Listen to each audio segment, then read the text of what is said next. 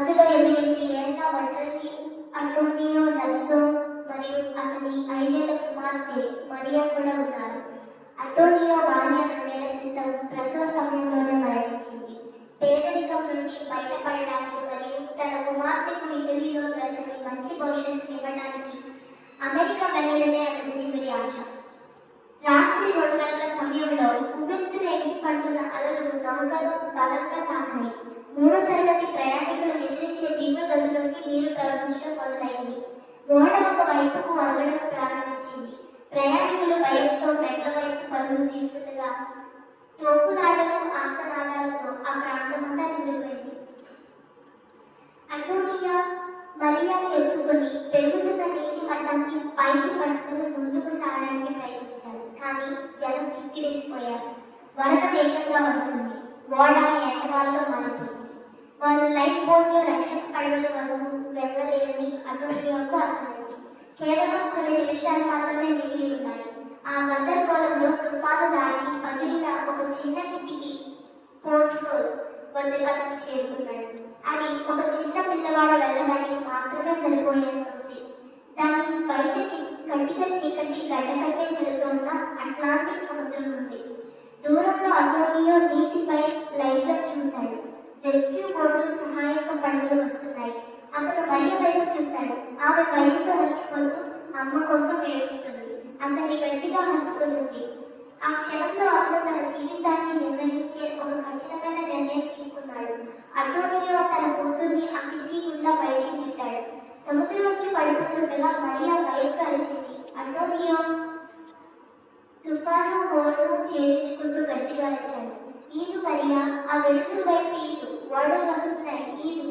ఆమె బ్రతికే అవకాశం ఉందని అతనికి తెలుసు. తనకు ఆ అవకాశం లేదని కూడా అతనికి తెలుసు. 7 నిమిషాల తర్వాత ఓడ పూర్తిగా మునిగిపోయింది.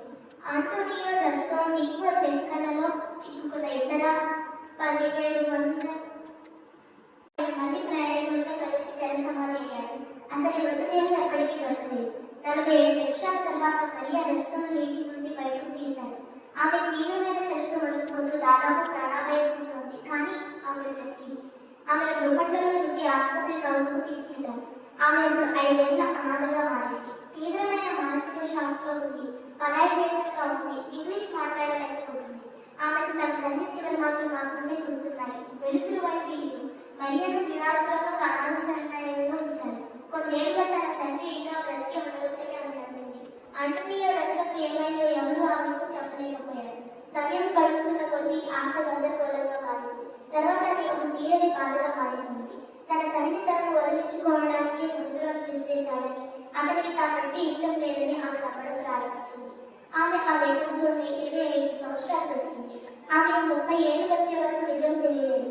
1917 నాటి ఓడ ప్రమాదం రికార్డులను పరిశీలిస్తున్న ఒక పరిశోధకుడు మరణించిన వారి జాబితాలో అంటోనియో రస్సో పేరు కనుగొన్నాడు.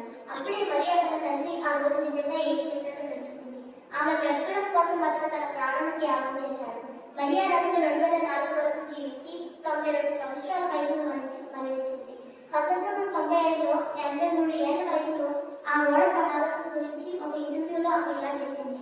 మా నాన్న నన్ను చంపేస్తున్నాడని నేను అనుకున్నాను. అతను నన్ను కాపాడుతున్నాడని ఆ చిన్న వయసులో నాకు అర్థం కాలేదు. అతను నన్ను విసిరేశాడని నేను ఏళ్ల తరబడి బాధపడ్డాను. కానీ నిజం ఏమిటంటే అతను నన్ను బతుకు వైపు విసిరాడు. మరియా పెళ్లి చేసుకుంది. ఆమెకు 4 పిల్లలు, 9 మంది మనవలు మరియు 6 మనవలు ఉన్నారు. చీకటి అట్లాంటిక్ లో ఒక తండ్రి తీసుకున్న అసాధ్యమైన నిర్ణయం కారణంగా ఈ 31 వారసులు భూమిపైకి వచ్చారు. ప్రతి పుట్టినరోజు నా జీవితంలోని ప్రతి మంచి క్షణం మా నాన్న తనకంటే నన్ను ఎన్నుకోవడం వల్లనే నాకు దక్కాయి. నేను ప్రతి రాత్రి ఆ కిటికీలో అతని ముఖాన్ని చూస్తాను.